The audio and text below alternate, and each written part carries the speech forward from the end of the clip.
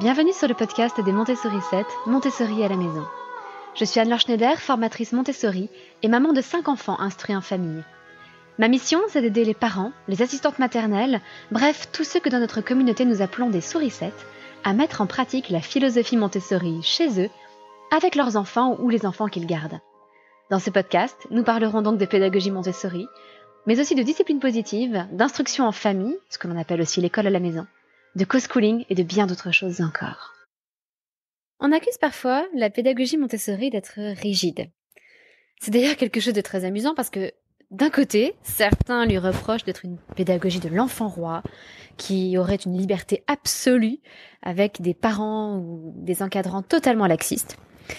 Et de l'autre, on accuse la pédagogie Montessori d'être l'œuvre de parents tyrans et d'éducateurs psychorigides qui ne tolèrent pas la moindre trace de spontanéité chez les enfants. Comme vous vous en doutez, la vérité est au milieu, dans aucun de ces deux extrêmes, bien évidemment.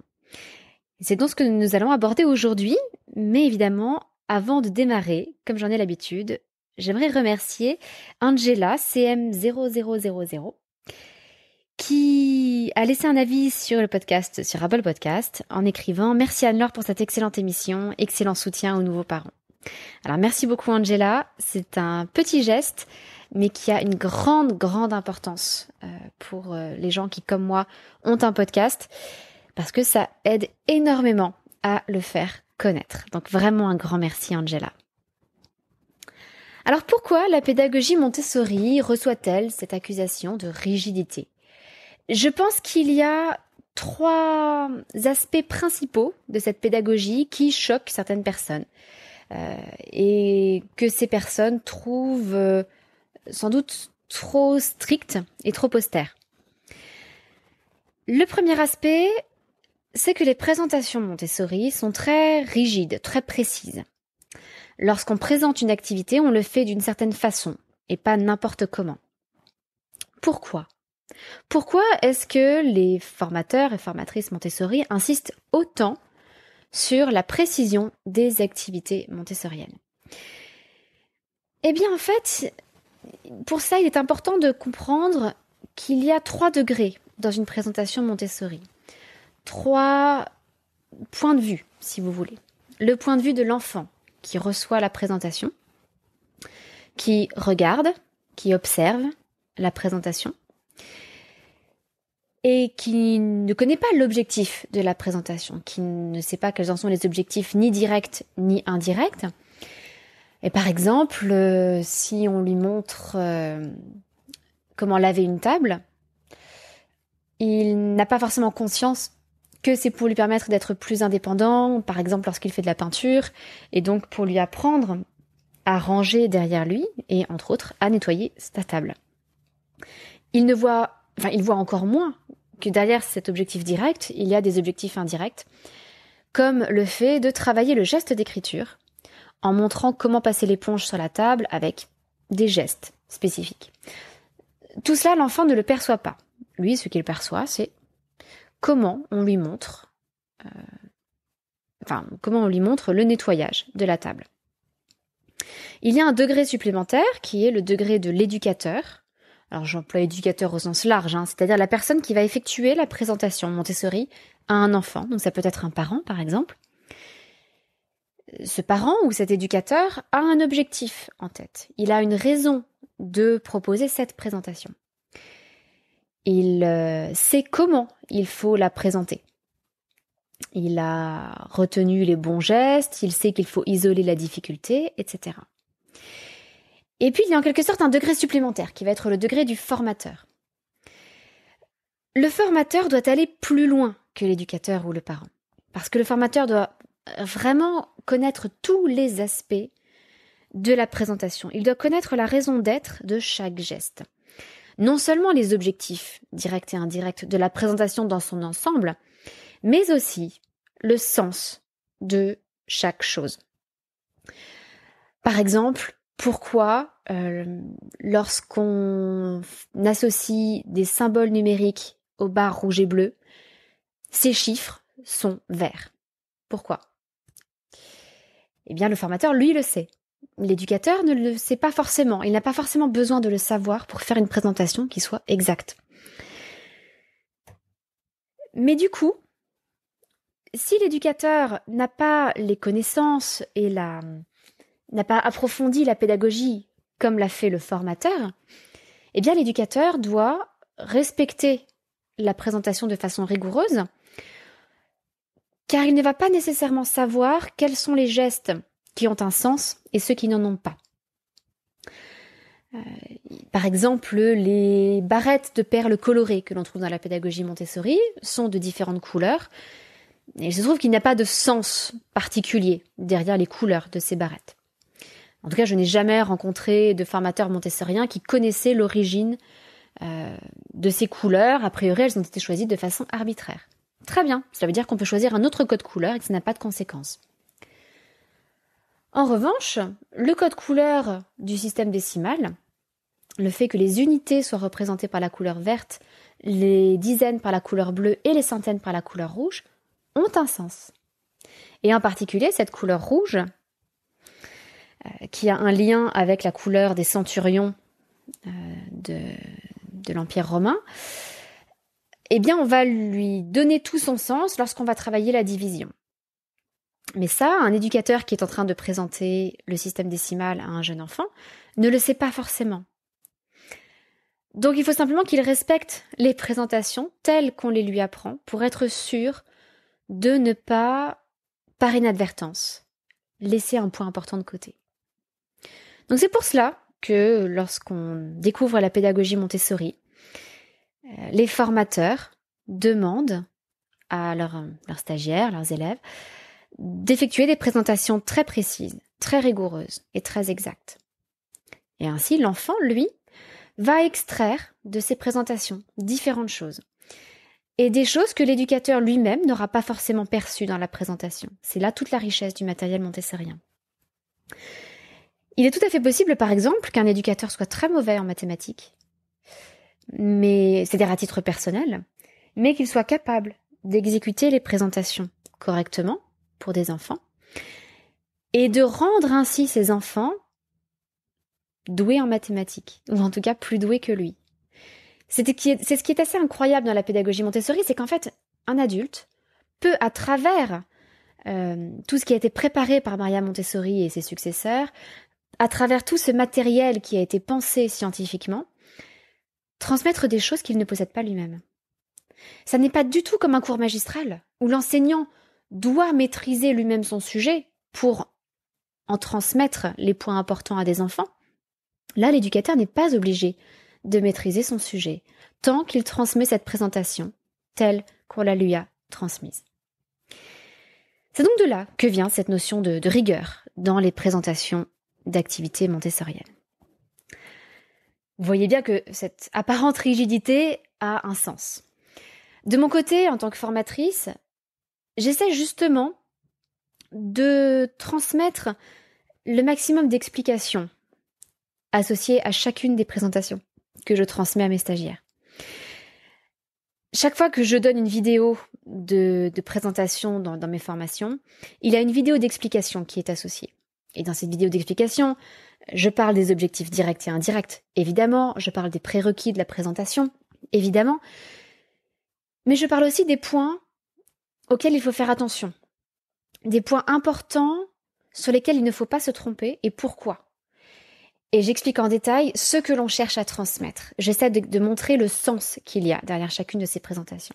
Mais je sais que ce n'est pas un parti pris de tous les formateurs. Et ça se comprend parce que ça représente beaucoup de choses à expliquer. Et certaines personnes ne cherchent pas forcément à comprendre le sens derrière les présentations, elles veulent juste savoir comment effectuer les présentations. Mais bon, c'est mon parti pris en tant que formatrice. Un deuxième sujet, ou une deuxième raison peut-être d'accuser la pédagogie Montessori de rigidité, c'est qu'on n'utilise pas le matériel pour n'importe quoi. Les éducateurs ne tolèrent pas que le matériel soit détourné. Le matériel doit être utilisé de la façon dont on l'a présenté et non pas d'une autre manière. Et ça peut paraître très très rigide à beaucoup de gens qui se disent « mais après tout, c'est comme un jeu pour les enfants, ce matériel, il est beau, il est attrayant, les enfants ont envie de jouer avec. Est-ce que c'est si grave que ça qu'ils le détournent ?» Par détournement, on peut entendre plusieurs choses. Un détournement, ça peut être un enfant qui prend une des barres rouges et bleues dont je parlais, qui sont des barres qui font entre 10 et 100 cm, donc entre 10 cm et 1 mètre de long. Un enfant peut très bien prendre l'une de ces barres pour taper sur son voisin. Évidemment, ça n'est pas tolérable. Tout simplement parce qu'on apprend le respect des autres et de leur travail. Donc on ne va pas tolérer ce détournement. Là, je pense que ça ne fait pas débat, c'est quelque chose de très naturel. Une autre forme de détournement, ce serait un enfant qui prend une série de barres, les superpose les unes aux autres et se met à marcher dessus, au risque de les casser. Ce n'est pas respectueux du matériel. Or, on essaie de transmettre aux enfants le respect et le soin de leur environnement. C'est un matériel qui est beau. En contrepartie, les enfants doivent faire l'effort de le respecter et d'en prendre soin pour que d'autres enfants derrière eux puissent l'utiliser pendant des années et des années. Donc ce détournement, je pense que dans n'importe quelle classe classique, on ne le tolérerait pas non plus. Le point qui surprend le plus, c'est ce dernier aspect du détournement, c'est-à-dire lorsque les enfants ne font pas de mal à autrui, n'abîment pas le matériel, mais qu'ils utilisent le matériel pour jouer, pour se raconter des histoires, par exemple. Ça peut être qu'ils prennent ces fameuses barres rouges et bleues et qu'ils en font, qu'ils les mettent en rond pour faire comme un feu de bois. Ils n'abîment pas le matériel, ils ne marchent pas dessus, ils ne tapent personne avec. Malgré tout, ce détournement, normalement, n'est pas toléré dans une ambiance montessorienne, que ce soit une classe montessorienne ou une ambiance Montessori à la maison. Et c'est ça qui surprend, et où souvent on se dit que les éducateurs Montessori sont quand même très stricts et très rigides.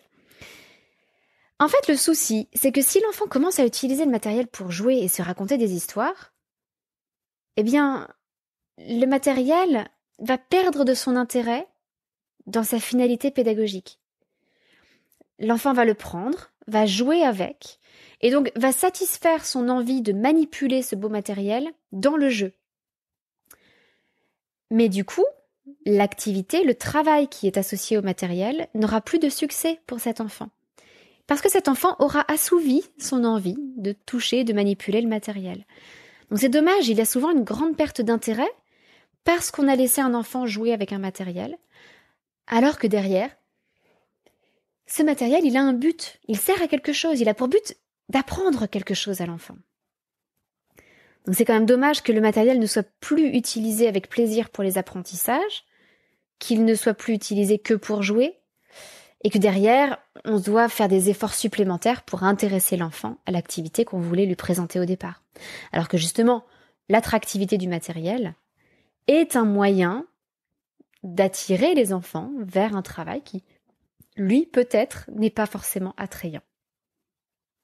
Donc les raisons pour lesquelles on ne tolère pas le détournement dans le cadre de la pédagogie Montessori, c'est simplement que l'on cherche à transmettre, je vous l'ai dit, le respect des autres et de leur travail. Deuxièmement, le respect et le soin de l'environnement. Et troisièmement, c'est parce qu'on cherche à préserver l'intérêt de l'enfant pour le travail qui est associé au matériel. Une fois que l'on a compris cela, je pense que on perçoit que la pédagogie Montessori n'est peut-être pas tant rigide qu'attentive et scrupuleuse. Un dernier cas, je pense, auquel les gens pensent souvent lorsqu'ils accusent la pédagogie Montessori d'être rigide, c'est qu'on entend souvent des gens dire « Ah non, ça c'est pas Montessori ». Et on a l'impression d'un monde un peu sectaire, où il y a ce qui est Montessori et ce qui n'est pas Montessori. Et ce qui est Montessori est bien, est bon, et ce qui n'est pas Montessori n'est pas bien et n'est pas bon pour l'enfant. En fait, c'est un peu plus compliqué que ça, bien évidemment. Il y a beaucoup de jeux qui ne sont pas montessoriens, mais qui sont excellents pour l'enfant. Avec des Lego, avec des Kapla, avec des Playmobil, l'enfant découvre plein de choses qui sont intéressantes. avec du matériel pédagogique issu d'autres courants pédagogiques, l'enfant peut apprendre plein de choses. Et vous avez beaucoup d'activités qui ne sont pas du pur Montessori, c'est-à-dire qui n'appartiennent pas à l'héritage montessorien, à ce qui a été développé par Maria Montessori ou ses successeurs, mais qui en fait répondent absolument aux critères d'un matériel Montessori, aux critères du matériel scientifique. Je pense surtout qu'il faut voir tout parcours montessorien comme un sablier. Au départ, on est totalement libre. On a en face de soi toute une palette de propositions pédagogiques. Ça, c'est le haut du sablier, qui est le plus large. Et puis, on va se concentrer sur la pédagogie Montessori. Et donc, ça va restreindre le sablier jusqu'au milieu. Et on va se concentrer sur cette pédagogie, on va la découvrir, on va l'approfondir, on va comprendre ce qu'il se passe derrière, on va la mettre en pratique et on va améliorer sa pratique. Tout ça, ça prend du temps, mais c'est aussi le meilleur moyen de ne pas se décourager et de ne pas papillonner d'une pédagogie à l'autre, comme je le vois parfois malheureusement faire. J'en parlais d'ailleurs dans le podcast, l'épisode numéro 12 de ce podcast, mélanger Montessori et d'autres pédagogies. Donc cette certaine rigueur au départ, là où le sablier se rétrécit, le fait de se concentrer sur la pédagogie Montessori pendant un certain temps, ça permet de poser de bonnes bases. Alors cette rigueur ne doit pas justement basculer dans la rigidité, mais une fois que ces bonnes bases sont posées, l'enfant a découvert la liberté de mouvement, la liberté de choix d'activité, il a découvert l'intérêt de travailler, le goût de l'effort, il a amélioré sa concentration, sa faculté d'attention, etc. À ce moment-là, on peut proposer une plus grande ouverture, et c'est le sablier qui se réélargit. On peut adopter le point de vue d'autres pédagogies, on peut en retirer certaines activités et les mettre à profit également pour l'enfant. Mais tout cela en s'appuyant sur une unique base philosophique qui va être celle de la pédagogie Montessori. Et donc tout ce que l'on va proposer par ailleurs gagnera une unité, gagnera une cohérence dans nos propositions pédagogiques. Alors je sais que certains montessoriens sont effectivement trop extrêmes dans leur pratique du « ce n'est pas Montessori ». Je pense qu'on peut faire preuve de nuance, c'est ma conviction profonde, et à ce moment-là, loin d'être rigide, on se contente d'être rigoureux au départ, et c'est cette rigueur qui, justement, permet une plus grande ouverture par la suite. Et j'aimerais faire un parallèle avec une autre notion qui est celle des habitudes. J'ai posté il y a quelques années de ça la présentation de mon bullet journal, qui est l'un de mes outils de base pour m'organiser au quotidien. Alors mon bullet journal a évolué depuis la vidéo que j'ai publiée, mais il m'est toujours extrêmement utile et je n'en sépare pas au quotidien. Et quelqu'un avait posté en commentaire cette réflexion qui m'avait fait sourire. Alors je ne l'ai plus en tête exactement, mais c'était quelque chose comme tant de choses planifiées, mais où est donc la spontanéité ? Et ça m'avait fait sourire parce que ma conviction profonde est que ce sont justement des habitudes rigoureuses qui permettent plus de spontanéité au quotidien. Je vais vous donner des exemples. Dans cette vidéo sur le bullet journal, j'ai insisté sur, je présentais mon système de planification des menus, qui est effectivement assez rigoureux, assez ordonné. Mais justement, lorsque je fais mes menus pour la semaine et que j'optimise mes courses, en ne faisant les courses qu'une fois par semaine, eh bien ça me laisse plus de temps spontané en famille. Le fait de prévoir les choses à l'avance, d'avoir un placard avec certains aliments de base toujours présents, ça nous permet aussi de partir en pique-nique quand on le veut, de façon spontanée. Alors, ce n'est peut-être pas encore la saison pour les pique-niques, mais en plein été, comme c'est agréable de pouvoir se dire, il fait beau, et si on allait pique-niquer ? Et il suffit alors de mettre dans un panier ce qu'on a dans le placard, parce qu'on a toujours ce qu'il faut avec soi. Et ce sont les habitudes rigoureuses que l'on a prises auparavant, l'organisation, la mise en place des courses, etc., qui font qu'on peut se permettre d'être spontané. C'est la même chose pour l'instruction en famille. Le fait de travailler tous les jours rigoureusement, à peu près au même horaire, eh bien cela entraîne moins de discussions au moment d'aller travailler, moins de négociations, moins de râleries, les enfants traînent moins des pieds. C'est une habitude, c'est une routine. Les choses sont donc beaucoup plus fluides. Derrière, ça laisse plus de place à un travail plus spontané. Parce que si les enfants traînent des pieds, qu'on a du mal à les faire travailler, eh bien, on va se retrouver coincé, on va devoir passer le peu de temps que l'on a sur le strict minimum, sur l'essentiel qui va être demandé à l'enfant, par exemple lors d'une inspection pédagogique. C'est-à-dire essentiellement le français et les maths, donc pas forcément ce que l'enfant préfère. Si on a pris l'habitude d'aller tous les jours travailler à peu près à la même heure et d'avoir un cycle de travail de 3 heures, eh bien sur ce cycle de travail, on peut en faire des choses. Et ça veut dire que les enfants vont pouvoir s'adonner à des recherches personnelles. Ils vont pouvoir faire des projets, faire des exposés, fabriquer des choses, construire des maquettes, je ne sais pas, faire preuve d'inventivité. Et c'est là, dans ces projets personnels, dans le travail de groupe aussi, avec les plus grands, dans cette émulation entre enfants, qu'on va voir émerger les plus belles découvertes. Et les apprentissages qui vont rester probablement le plus longtemps en mémoire. Si on fait attention à mettre de l'essence régulièrement dans sa voiture, ça veut dire qu'on peut partir un week-end sur un coup de tête. Ou partir faire une longue balade très très loin sur un coup de tête. Si les affaires sont rangées, que les bottes, les manteaux, les pantalons de pluie, les sacs à dos, etc. sont bien rangés, il ne faut que 5 minutes pour partir faire une micro-balade entre 2 averses et profiter du moindre rayon de soleil. Bref, j'en suis convaincue, ce sont vraiment des habitudes rigoureuses. Surtout avec une famille nombreuse, vous savez que j'ai 5 enfants, mais même avec un seul enfant, ce sont des habitudes rigoureuses qui permettent en fait le plus de spontanéité. Alors je tenais à vous faire ce parallèle parce que depuis le début du mois de janvier, dans notre communauté d'accompagnement à la parentalité et à l'IEF Montessori, nous travaillons sur l'adoption de nouvelles habitudes.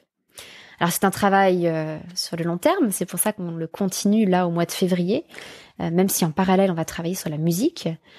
Mais ce travail sur les habitudes, il est extrêmement riche parce qu'il a beaucoup de conséquences dans la vie de tous les jours. Et l'une de ces conséquences, alors ça amène évidemment plus de paix, plus de sérénité, moins d'anxiété, souvent un meilleur sommeil aussi parce que les choses sont devenues habituelles et il y en a moins de choses qui nous traînent dans la tête. Mais l'un des fruits de ce travail sur les habitudes, c'est aussi, étonnamment, une plus grande spontanéité familiale, parce que le quotidien est mieux géré, les relations sont un peu plus apaisées, et donc on peut se permettre plus de liberté. Si je devais conclure sur ce thème, je crois que vraiment la phrase à retenir, c'est que la rigueur, c'est en fait ce qui permet l'ouverture et l'adaptation. Donc certains peuvent considérer que la pédagogie Montessori est trop rigide. Pour ma part, je pense qu'elle possède justement la juste dose de rigueur qui permet une plus grande ouverture au monde et une plus grande adaptation à chaque enfant ensuite. Alors, vous savez que j'aime bien finir mes podcasts en vous évoquant un petit peu ce qui passionne les enfants en ce moment. Et je voulais partager avec vous cette évolution d'Étienne, notre petit dernier, notre bébé. Il y a encore quelques mois, Étienne a découvert les joies du débarrassage. Donc il s'est mis à débarrasser avec ses frères et sœurs. Il a actuellement bientôt 17 mois. Et donc pas tout à fait 1 an et demi. Et donc il y a quelques mois, il prenait un couvert, par exemple, une fourchette, un couteau, et assis par terre, les fesses par terre, il allait le mettre dans le lave-vaisselle. Donc, c'était assez rigolo à voir. Lorsqu'il n'était pas encore très à l'aise pour marcher, il faisait comme ça. Et en ce moment, il met beaucoup de joie et de bonne volonté à débarrasser avec ses frères et sœurs, ce qu'on ne lui demande pas, évidemment. C'est simplement l'exemple de ses frères et sœurs qu'il a envie de suivre. Et donc maintenant, il en est à prendre des verres à deux mains, il prend un verre à la fois. Et puis il trottine jusqu'à la cuisine, il va le mettre dans le lave-vaisselle. Puis il revient chercher un verre, et puis il trottine jusqu'à la cuisine pour le mettre dans le lave-vaisselle. Alors c'est amusant parce qu'il fait tout ça évidemment comme un tout jeune enfant. Et exactement comme on le montre, comme on le présente dans la pédagogie Montessori, c'est-à-dire que pour les jeunes enfants de moins de 3 ans, on leur montre toujours comment tenir les objets à deux mains, pour s'assurer qu'ils fassent plus attention, pour qu'ils soient plus stables dans leur prise des objets et qu'il y ait moins de risques qu'ils cassent quelque chose. Donc là, avec ses deux petites mains, il tient le verre correctement. Alors, je ne vais pas vous mentir, ça lui est déjà arrivé d'en casser. Mais c'est rare. Honnêtement, c'est rare. Et souvent, c'est plutôt qu'il a glissé quelque part et donc le verre est tombé. Enfin, je dis souvent, comme si c'était arrivé des dizaines et des dizaines de fois. C'est déjà arrivé donc qu'il glisse et que le verre tombe et se casse. Et il est aussi arrivé qu'il se fasse un peu bousculer parce que 5 enfants qui font des allers-retours pour débarrasser, ça fait une certaine circulation à gérer. Mais au final, il est extrêmement précautionneux et c'est très très amusant à voir. Donc n'hésitez pas à confier de la vaisselle à vos jeunes enfants. Ils sont capables de vous aider à mettre le couvert, à débarrasser, et ils aiment ça. D'ailleurs, c'est rigolo parce qu'il sait où vont les choses, mais parfois il n'a pas les facultés physiques d'aller les reposer à leur place. Et par exemple, il a une petite crème pour lui faire des massages qu'on pose sur le piano dans notre salon. On a un piano. Et bien lui, lorsqu'on a fini avec la crème, il prend la crème et il va la poser sur le clavier du piano. Parce que c'est tout ce qu'il peut atteindre. Et donc nous, derrière, on va la reposer tout en haut du piano. Mais il sait que c'est la place de la crème. Donc on s'imagine que les très jeunes enfants ne savent pas ranger, qu'ils sont très désordonnés. Mais en fait, ils ont un profond sens intérieur de l'ordre. Voilà pour aujourd'hui. Si vous avez envie d'approfondir des sujets comme la rigidité dans la pédagogie Montessori ou l'adoption de nouvelles habitudes, nous avons travaillé sur l'observation, dans l'accompagnement aussi, sur l'organisation du temps, de l'espace, sur le sommeil de l'enfant, sur toutes sortes de matières comme la géographie, les langues, la musique, etc. N'hésitez pas à venir nous rejoindre, le lien est dans les notes de cet épisode, ou sinon vous pouvez chercher accompagnement, parentalité et IEF Montessori sur internet. Je vous souhaite une excellente semaine, j'ai hâte de vous retrouver mardi prochain, et je vous dis à très bientôt, votre petite sourisette, Anne.